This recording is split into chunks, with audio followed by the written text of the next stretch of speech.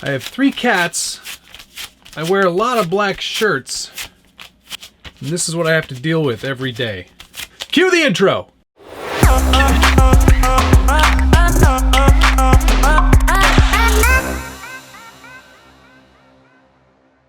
Welcome back to the Scale Builders Guild. Thanks again for watching. It's episode 4 of the Traxxas TRX-4 Sport Kit budget build-off. If you are not familiar with the budget build-off series or how these work, it's where Josh from Harley Designs and myself take an existing platform, in this case the TRX-4 Sport Kit, and try to build it up to make it our own, only spending $50 each week. I am very excited because this is a week where we don't spend any money whatsoever. It's a DIY week.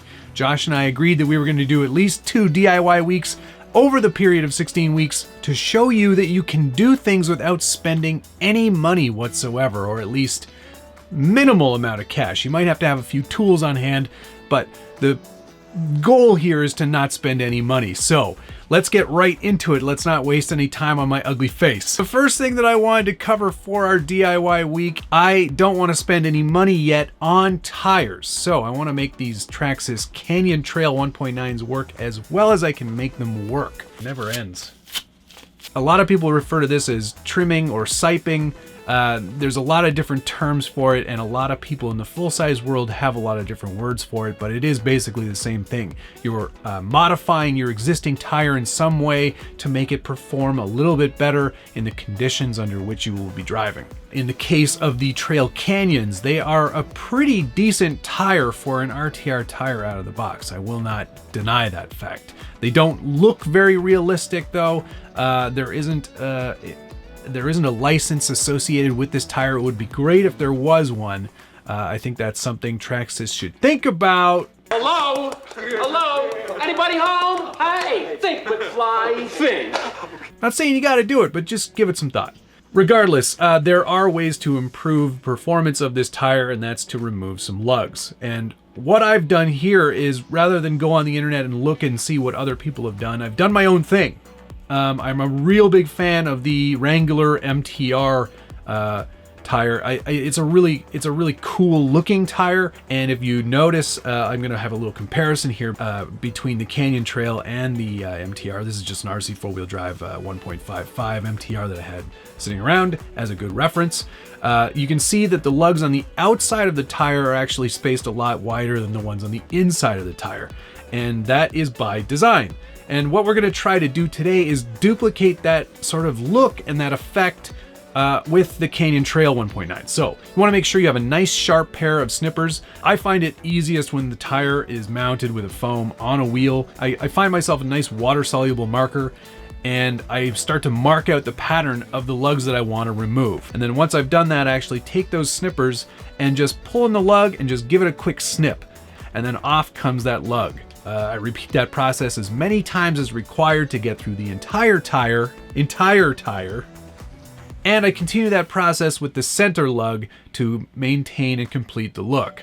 I think that this is pretty great. I'm not actually going to do any siping. Siping is where you actually start to cut individual lugs to give them a bit more give, or give a bit more flex over an obstacle. I'm not going to do that to these. I think they're already quite an aggressive lug as it is. They don't need a lot of siping, so I'm going to leave that for, if you want to experiment, you can go ahead.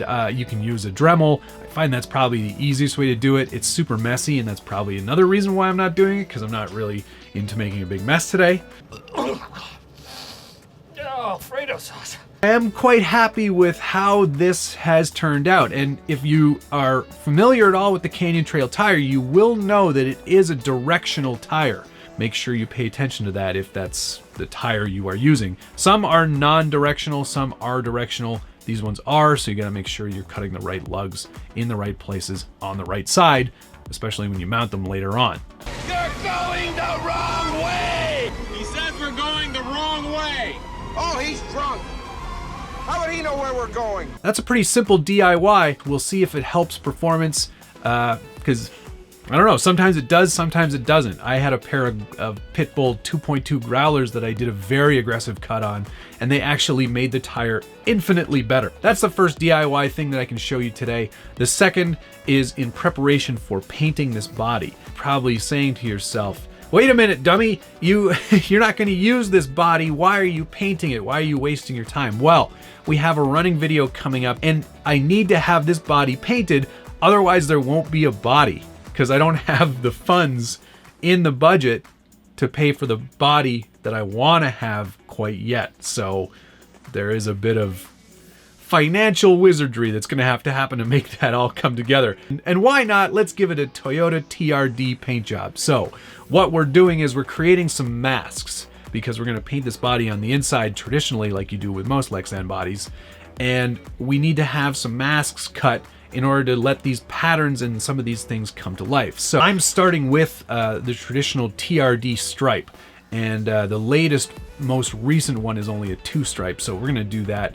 We're probably gonna modify it slightly and do something a bit different. We're not gonna use the traditional colors because I probably don't have all of them in stock. That's all for another week. But anyway, what I've got here is I always lay down my masking tape on a nice clean workbench, and I cut out the shapes that I wanna use here, because it's really easy to do nice, clean, accurate cuts.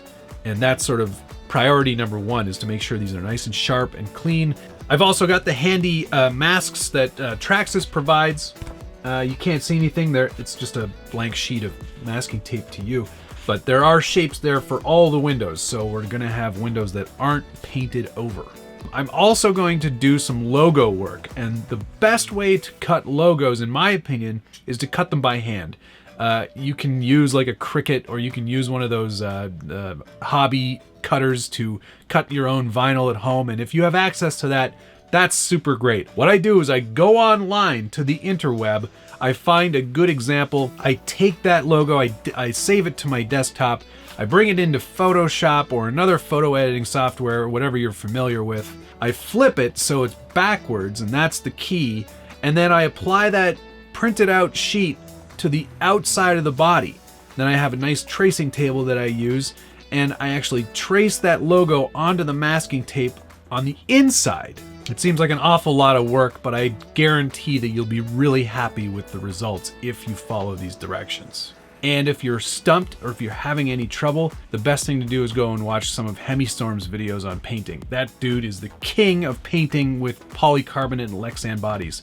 I will be sure to put a link in the description below, and a link at the end of the video where you can watch some of his stuff. It's definitely worth checking out if you haven't already. I'm sure you have though, because he's got a ton of subscribers. So I think that's going to do it for this week. There is no budget because this is the DIY week, so there is no tally required.